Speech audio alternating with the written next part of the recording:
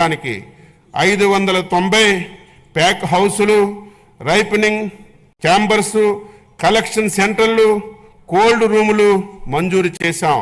2024లో సంభవించినటువంటి వివిధ విపత్తుల్లో నష్టపోయినటువంటి 27,436 మంది ఉద్యాన రైతులకు 43.70 కోట్ల ఇన్పుట్ సబ్సిడీ అతి తక్కువ సమయంలో విడుదల చేశాం. గత ప్రభుత్వ హయాంలో మే 24 సంభవించినటువంటి వడగండ్ల వాన, అధిక వర్షాలకి నష్టపోయినటువంటి ఉద్యాన పంటలకి 4.31 కోట్లు జనవరి 2025లో విడుదల చేశాం. మైక్రో ఇరిగేషన్ కంపెనీలకి చెల్లించవలసినటువంటి బకాయిలు 1166.99 కోట్లలో ఈ ప్రభుత్వం 452.55 కోట్లు ఈ సంవత్సరం విడుదల చేశాం. పామాయిల్ రైతులకు కంపెనీలకు చెల్లించవలసినటువంటి బకాయిలు 238.9 కోట్లలో 29.42 కోట్లు విడుదల చేశాం. MIDH పథకంలో చెల్లించవలసినటువంటి 93.54 కోట్లలో 33.33 కోట్లు విడుదల చేశాం. స్వర్ణాంధ్ర 2047 కింద అధిక జీవీవే సమకూర్చే 11 ఉద్యానవన పంటలను క్లస్టర్ విధానంలో ప్రోత్సహించుటకు ప్రణాళిక చేశాం. ప్రతి సంవత్సరం వృద్ధి రేటు 15% పైబడి వచ్చేటట్లుగా పంటలను క్లస్టర్లుగా ఎంపిక చేసుకున్నాం. ఈ క్లస్టర్లు జాతీయ ఉద్యాన బోర్డు నుంచి ప్రత్యేకంగా కేటాయింపునకు ప్రాజెక్టులు రూపకల్పన చేస్తున్నాం. అనంతపురం అరటి క్లస్టర్ అభివృద్ధి చేపట్టవలసిన కార్యక్రమాలకు సంబంధించి ఏజెన్సీల్ని ఎంపిక కొరకు ప్రతిపాదనలు కోరడమైంది. ఇదే తరహాలో మిగిలినటువంటి పంటలకు కూడా క్లస్టర్ ప్రతిపాదనలు తయారు చేసి కేంద్ర ప్రభుత్వానికి నివేదించడం జరుగుతుంది.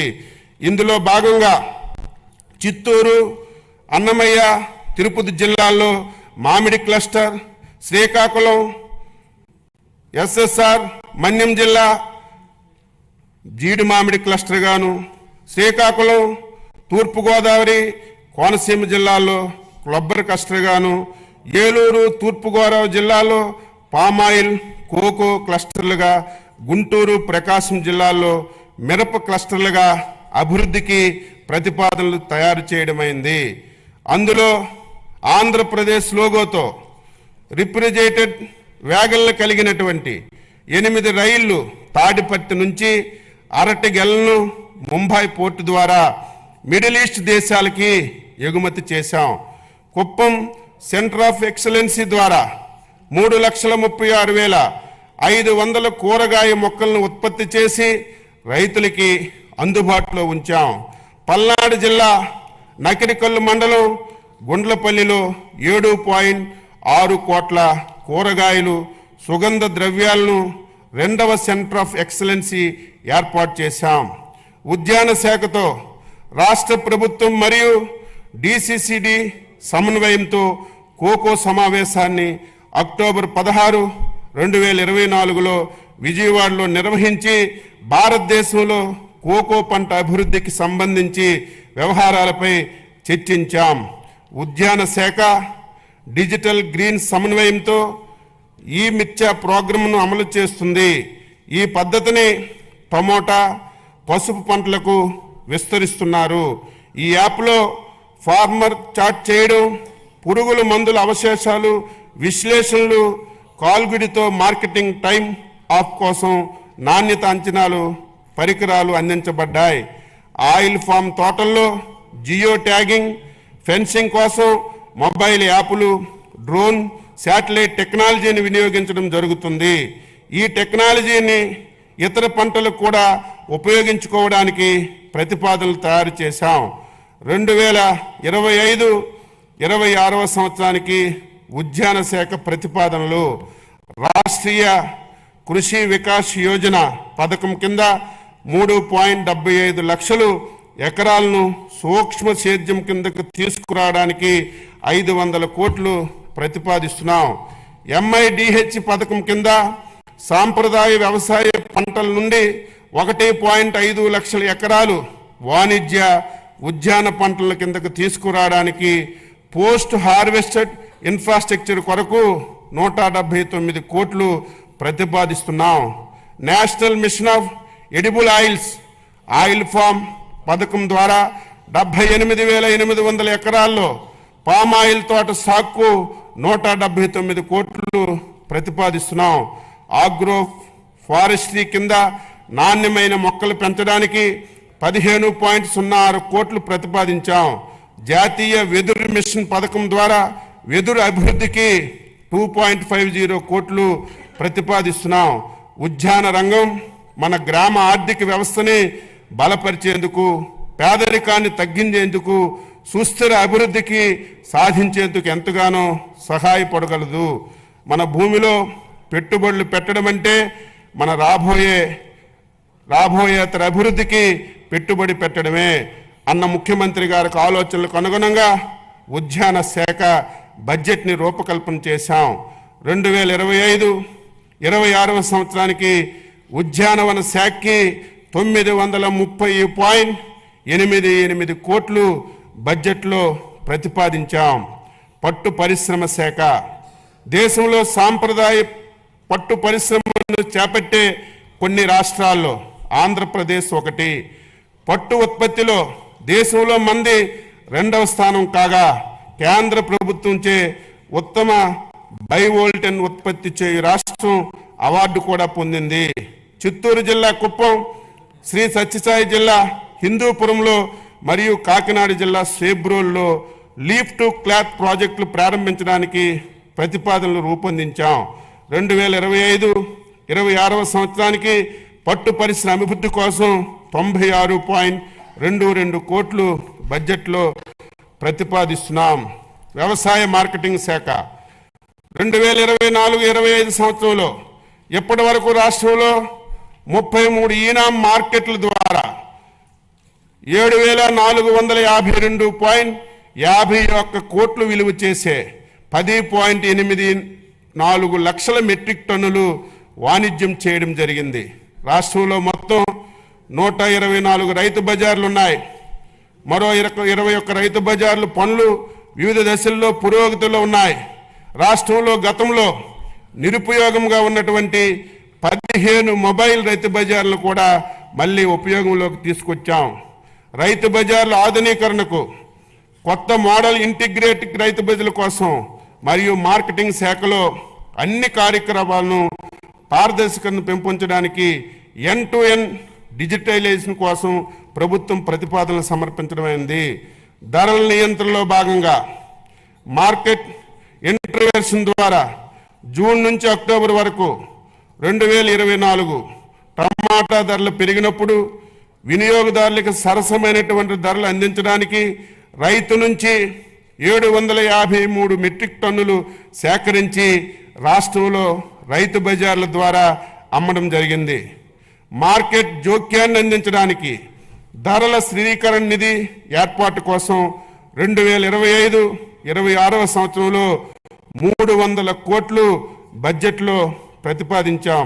ధరలు పతనమైన సందర్భంలో మిర్చి రైతులను ఆదుకోవడానికి గౌరవ ముఖ్యమంత్రి వర్యులు చేసిన అవిరళ కృషి ఫలించింది. మిర్చి పంటకి మార్కెట్ ఇంటర్వెన్షన్ స్కీమ్ MIS కింద ఒక కింటాకి 11,781.25 రూపాయలు కేంద్ర ప్రభుత్వం నిర్ణయించింది. MIP ద్వారా ధర కంటే మార్కెట్ ధర పతనమైనటువంటి సందర్భంలో వ్యత్యాసాన్ని ధనాన్ని కేంద్ర రాష్ట్ర ప్రభుత్వాలు 50-50 నిష్పత్తిలో రైతులకి చెల్లించాల్సి ఉంటుంది. మిర్చి రైతులను ఆదుకునేందుకు గౌరవ ముఖ్యమంత్రి గారు చేసిన కృషిని ఈ సందర్భంగా ప్రత్యేక ధన్యవాదాలు తెలియజేస్తున్నాను. ధాన్యం కొనుగోలులో సంబంధించి 1674.47 కోట్లు గత ప్రభుత్వం బకాయిల్ని మా ప్రభుత్వం జూలై 24లో రైతులకి చెల్లించడం జరిగింది. 2024 ఖరీఫ్ సీజన్లో సంబంధించినటువంటి ధాన్యం కొనుగోలును ఇప్పటి వరకు 5,31,987 రైతుల నుండి 33,32,014 మెట్రిక్ టన్నుల ధాన్యాన్ని సేకరించి 7,674.99 కోట్లు చెల్లించడం జరిగింది. పై మొత్తంలో కేవలం 24 గంటల్లోపే 6,726 కోట్లను 24 నుంచి 48 గంటల్లోపు 948 కోట్లను చెల్లించామని గర్వంగా చెప్పదలుచుకున్నాను. 2025-26వ సంవత్సరానికి మార్కెటింగ్ శాఖకు 315.32 కోట్లు బడ్జెట్ని ప్రతిపాదిస్తున్నాను. సహకార శాఖ దేశంలో సహకార ఉద్యమాన్ని బలోపేతం చేసేందుకు కేంద్ర ప్రభుత్వంతో పాటు రాష్ట్ర ప్రభుత్వం కూడా సహకార సే సమృద్ధి కార్యక్రమాలు చేపట్టింది.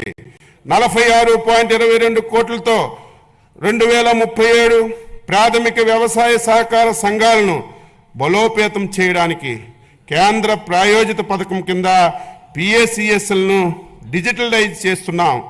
ఏప్రిల్ 1 నుంచి 2025 ఏప్రిల్ 1 నుంచి రాష్ట్రంలో అన్ని పిఎస్సిఎస్లు ఈపీఏసిఎస్లుగా మార్పు చేసి వాటి లావాదేవీలను ఆన్లైన్లో జరుపుతామని సంతోషంగా తెలియజేస్తున్నాను. వ్యవసాయ మౌలిక సదుపాయాల నిధి కింద నాబార్డ్ రీఫైనాన్స్ సహాయంతో పిఎస్సిఎస్లను రైతు సేవా కేంద్రాల స్థాయిలో బహుళ ప్రయోజన సౌకర్య కేంద్రాలుగా మారుస్తున్నాం.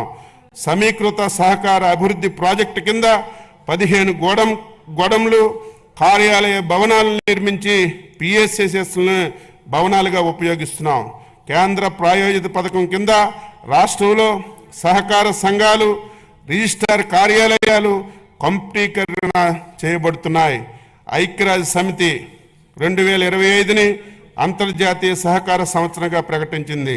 2025-26 సంవత్సరానికి సహకార శాఖకి 239.85 కోట్లు బడ్జెట్లో ప్రతిపాదిస్తున్నాను.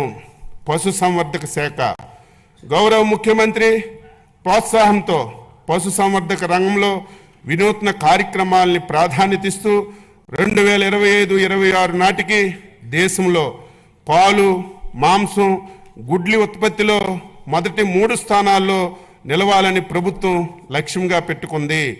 దేశవ్యాప్త కృత్రిమ గర్భధారణ కార్యక్రమం కింద 34.89 లక్షలు కృత్రిమ గర్భధారణ ప్రక్రియను పూర్తి చేశాం. పశువులకు కోళ్లకు 9 కోట్లకు పైగా వ్యాక్సిన్లు చేయబడ్డాయి. 340 మొబైల్ వెటర్నరీ అంబులేటరీ క్లినిక్ల ద్వారా రైతుల ఇంటి వద్ద 6.36 లక్షల పశువులకి చికిత్స అందించాం. 1.34 లక్షల పశు కిసాన్ క్రెడిట్ కార్డుల్ని జారీ చేశాం. ఎంజీఎన్ఆర్ఈజీసీ కింద 13,376 గోకులాల్ని నిర్మించాం. 1,277 ఎకరాల్లో బహుళ వార్షిక పశుగ్రాస కేంద్రాలను అందుబాటులోకి తెచ్చాం. గోకులం పథకం ద్వారా ఎంజీఎన్ఆర్ఈజీసీ నిధులతో పశువులకు ఆశ్రయం కల్పించలేని ఎస్సీ, ఎస్టీ, బీపీఎల్ కుటుంబాలకు చెందినటువంటి పశు పోషకులకు 90% రాయితీతో పశువుల షెడ్లు నిర్మాణాన్ని చేపట్టడానికి, 70% రాయితీపై గొర్రెలు, మేకలు, కోళ్లు షెడ్లు నిర్మాణం చేపట్టడానికి 50,000 గోకులాలు నిర్మించడానికి ప్రతిపాదన చేశాం. పశుదానా, పశుగ్రాసాల లభ్యతను, పశువుల్లో ఉత్పాదకను పెంచడానికి రాయితీపై సైలేజ్ గడ్డి, టీఎంఆర్ పశుదానా, పశు గ్రాస విత్తనాల సరఫరాకు ప్రణాళిక రూపొందిస్తున్నాం. 2024-25లో పశువులు కోల్పోయిన రైతులకి పరిహారం కింద 119 కోట్లు పాత బకాయిలు చెల్లించామని చెప్పడానికి సంతోషిస్తున్నాం.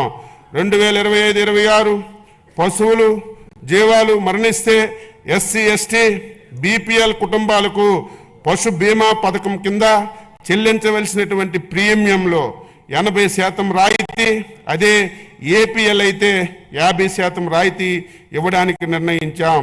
రాష్ట్రంలో పశు పోషణ, పశు ఆరోగ్యానికి అత్యంత ప్రాధాన్యత ఇస్తూ అన్ని పశు వైద్య సేవలకు, మందులు, వ్యాధుల నియంత్రణకు, టీకాలు, సులి పురుగులు నివారణకు మందులు సరఫరా చేస్తున్నాం. 2025-26 సంవత్సరానికి పశు సంవర్ధక శాఖకు 1112.07 కోట్లు బడ్జెట్లో ప్రతిపాదించాం. పాడి పరిశ్రమాభివృద్ధి రాష్ట్రంలో 55,607 అంగన్వాడీ కేంద్రాల్లో 85 లక్షల లీటర్లు యూహెచ్టీ పాల సరఫరా చేస్తున్నాం. రాష్ట్రంలో పాల శీతల సౌకర్యాల కోసం ఏపీడీడీసీఎఫ్ఎల్ 202.62 కోట్లతో ఎన్పీడీడీ ప్రాజెక్ట్ని అమలు చేస్తున్నాం. మత్స్యశాఖ అధ్యక్ష, స్వర్ణాంధ్ర 2047లో నిర్దేశించినటువంటి లక్ష్యాలను సాధించడానికి మత్స్య ఆక్వా రంగాన్ని ఒక గ్రోత్ ఇంజిన్గా గుర్తించబడింది. చేపలు, రొయ్యల ఉత్పత్తి దేశంలో ఆంధ్రప్రదేశ్ 28% వాటాతో అగ్రగామిగా ఉంది. ఈ రంగం రాష్ట్ర జీవీఏకి 7.6%, వ్యవసాయ జీవీఏకి 22.23% అందిస్తుంది. దేశ సముద్ర మత్స్య ఉత్పత్తుల ఎగుమతి విలువలో 19,420 కోట్లతో రాష్ట్రానిదే అగ్రస్థానం. మత్స్యకారులు జీవనోపాధి పెంచడానికి జీఓఎంఎస్ నంబర్ 2017ను రద్దు చేసింది. చేపల ఉత్పత్తిని పెంచడానికి, మత్స్యకారుల ఆదాయాన్ని పెంపొందించడానికి 552 లక్షలు చేప పిల్లలను ప్రభుత్వం నీటి వనరుల్లో విడుదల చేశాము. మత్స్యకారుల నిఘా, భద్రత, టూవే కమ్యూనికేషన్ ఏర్పాటు చేయడానికి 1245 కమ్యూనికేషన్స్ ట్రాకింగ్ పరికరాలు, ట్రాన్స్పౌండర్లను పడవ